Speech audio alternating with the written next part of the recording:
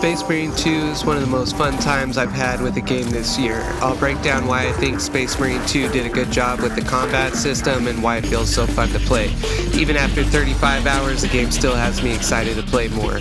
I played Space Marine 2 on veteran difficulty solo and I thought it was really fun while it lasted. While I love long, sprawling RPGs like Elden Ring or Final Fantasy, I thought the brevity of the campaign was nice as it didn't overstay its welcome, was action-packed the whole way through, and it didn't feel like it was not respecting my time just to pad out the game length. And if you enjoyed the game, you can always go play the multiplayer modes to get some more gameplay out of it. I thought the story narrative was fine for what it was and allowed the game to keep throwing more action at you at a high pace, which is exactly what I wanted.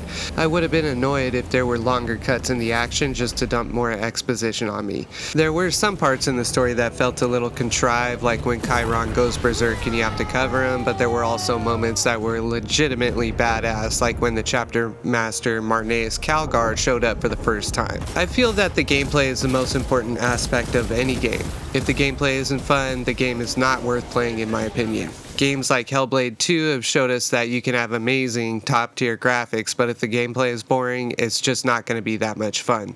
Luckily, the gameplay in WarHammer Space Marine 2 is top-notch. I had a great time all the way through the story missions and never felt bored. The gameplay consists of combat sequences followed by moving along pretty linear track with some mild exploration elements. You can veer off on the side paths just a bit and you'll find various power-ups and collectibles. During combat, you'll face waves of smaller enemies mixed in with larger enemies, elite enemies, and bosses. The game calls them Minoris, Majoris, Extremis, and Terminus. You'll need to use a combination of ranged and melee attacks, but you can lean more to whichever side you find to be more fun. In my opinion, what makes a combat system in a game more fun is if there's room for expression of player skill and player creativity. If the game pigeonholes you into a single way of playing that is the only way, or it's by far the most optimal and the other options are garbage tier, then it's not a particularly fun game in my opinion. I feel Space Marine 2 does a good job at allowing the player to play however they want and still get the job done. In Space Marine 2, you're rewarded for being skillful in a few different ways. First, you can land blocks and perfect parries. If you perfect parry, you can do some big damage to enemies. Perfect parries are not easy to land, but they do happen from time to time, and the system seems pretty fair with the parry window. Since the parry mechanic is difficult, that means it leaves room for mastery, and the better you get at it over time, the more you'll be rewarded. This makes the game fun because you can grow in your skill level and feel like you're getting better over time. Second, you'll be rewarded for pulling off perfect dodges with gun strike counters. Anytime you pull off a perfect dodge, the enemy who you just dodged will have a smaller target appear on them, and you can do a high damage gun counter on them by simply pressing fire. It can be difficult to pull off perfect dodges when you're surrounded by hordes of enemies, so once again it leaves room for player skill expression. Third, you're rewarded with bonus headshot damage in this game. The better your aim and the more headshots you can pull off, the higher your damage output will be.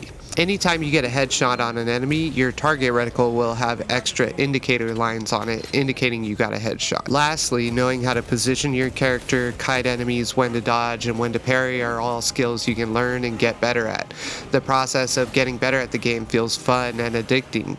You'll always feel like you can do a bit better next time, or you want to try a different setup to see what works best. Another aspect that makes the combat systems in games fun is creativity, when there are different ways to play based on your style.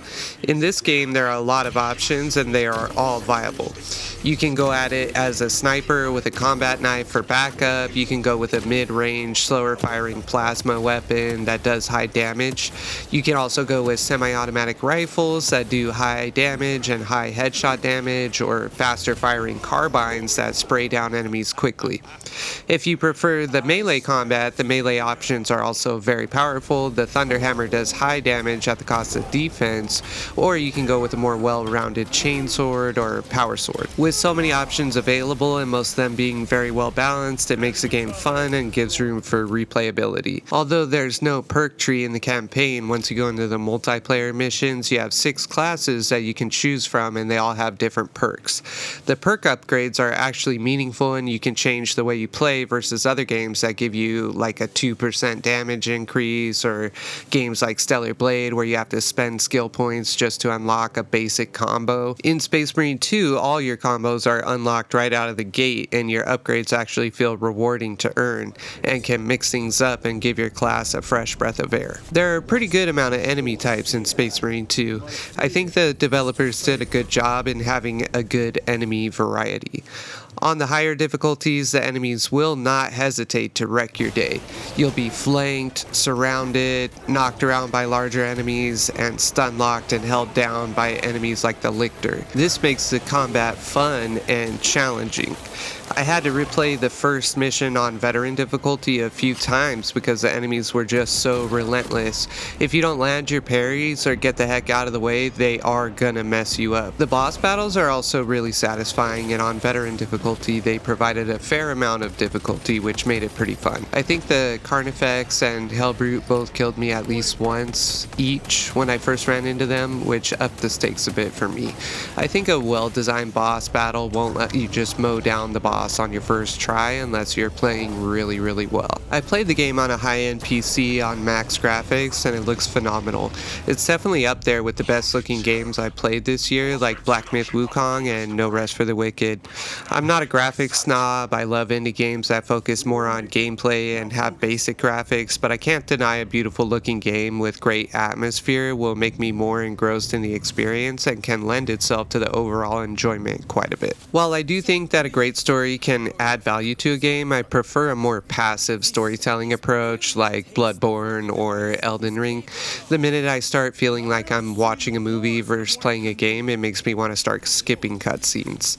I thought the story in this game was fine, but it didn't really blow my socks off. You'll basically follow Titus through a series of missions that see him starting off as a banished Marine in the Death Watch and follow him through a redemption story that focuses on the motifs like the bond between brothers in arms and trusting your comrades. I have to give big points to Space Marine 2 for offering a real game that respects players. There isn't an egregious amount of time wasting traversing elevators or long corridors with nothing going on. There's no forced slow walking. The unlockables can all be earned and you don't feel like you have to spend tons of money. There's no battle pass you have to buy, and you can earn a lot of the cosmetics just by playing the multiplayer missions. The amount of levels available for multiplayer could have been a little bit better, but overall it felt enough to be worth the price of admission. If you like my Warhammer Space Marine 2 review, drop a like for me, and if you're still here at the end of the video, thank you so much for watching. As a thank you for watching to the end, leave a comment saying for Gilliman and Glory, and I'll select a random winner to get a free Steam key for the upcoming game Dragon Age Veilguard, which releases October 31st.